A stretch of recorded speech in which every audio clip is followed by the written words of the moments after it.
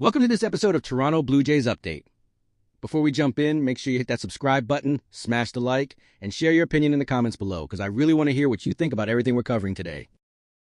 We're diving into the latest Freddy Peralta trade rumors, the Brendan Donovan trade market, and two massive free agents still available, Cody Bellinger and Zach Gallen.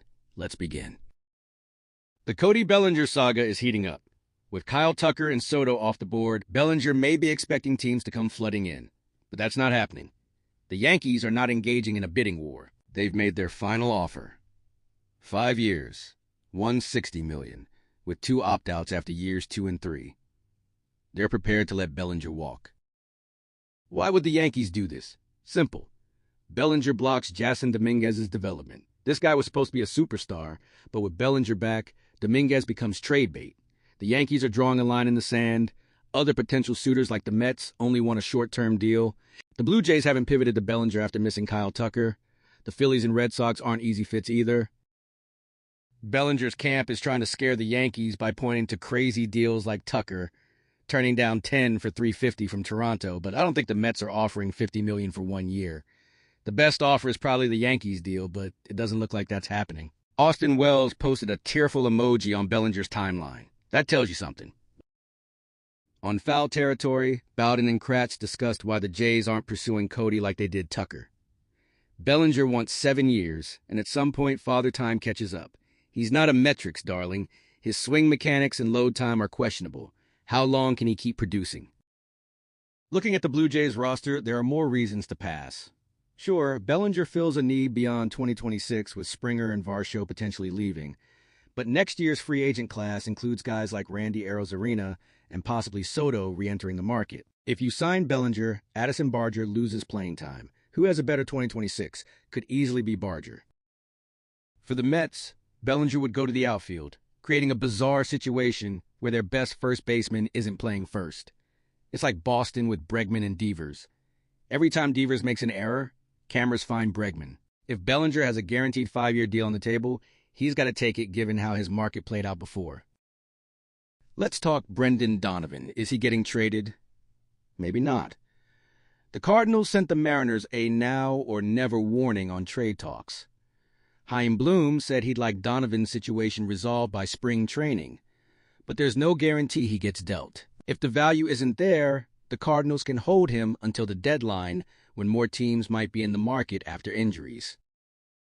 Teams needing second basemen include the Guardians, Giants, Angels, Royals, Rangers, and Red Sox. But according to Katie Woo, acquiring Donovan means overpaying. It could take multiple top 30 prospects. The Red Sox have the farm system depth to make it happen. The Giants could manage it, but teams are hesitant to overpay, especially if the Cardinals are asking for the world.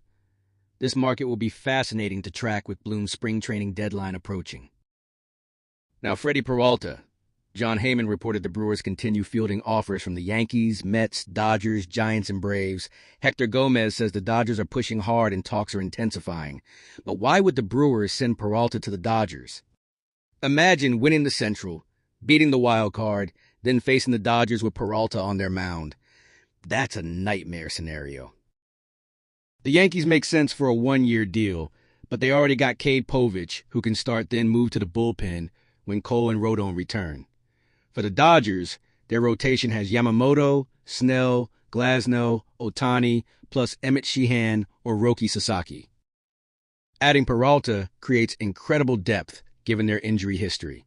It's only 1 year with Peralta, so why not if you're the Dodgers? What would a trade look like? The Dodgers could wildly overpay because they can afford to part with pieces. Or maybe they're frugal since it's only 1 year. Would they include Andy Pages after his postseason performance? That opens time for Dalton Rushing. Add River Ryan coming back from injury and another prospect. It's an overpay, but the Dodgers might put an offer the Brewers can't refuse. Finally, Zach Gallen. Bruce Levine reports the Cubs and Scott Boras are in ongoing talks for a shorter-term contract. I'm amazed Gallen would entertain short deals at this point. His best move seems like returning to Arizona on a 1-year deal with a player option, then re-entering next year without the qualifying offer attached.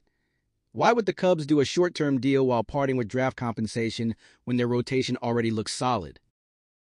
If Gallen signs anything, it'll have an opt-out after year 1. The Diamondbacks don't lose draft picks since he's their guy. With Corbin Burns hitting the market next year, Gallen could really cash in if he has a strong season. Does he make the Cubs a World Series contender? Maybe not, but he improves the rotation and raises both the floor and ceiling. The Cubs aren't in the luxury tax, so their compensation is just a third or fourth round pick. Maybe they're one of the few teams that can actually do this. But from Gallen's perspective, wouldn't he prefer a market where teams don't surrender picks? If you had Gallen, Boyd, Talon, Horton, and Imanaga, do you go six-man rotation? The Orioles need pitching too, but we're not hearing links there. Zach Gallen's going somewhere? Where do you think? Comment down below. Will it be the Cubs? We'll find out soon. That's going to do it for this one. Thanks for watching, and remember to share your thoughts in the comments.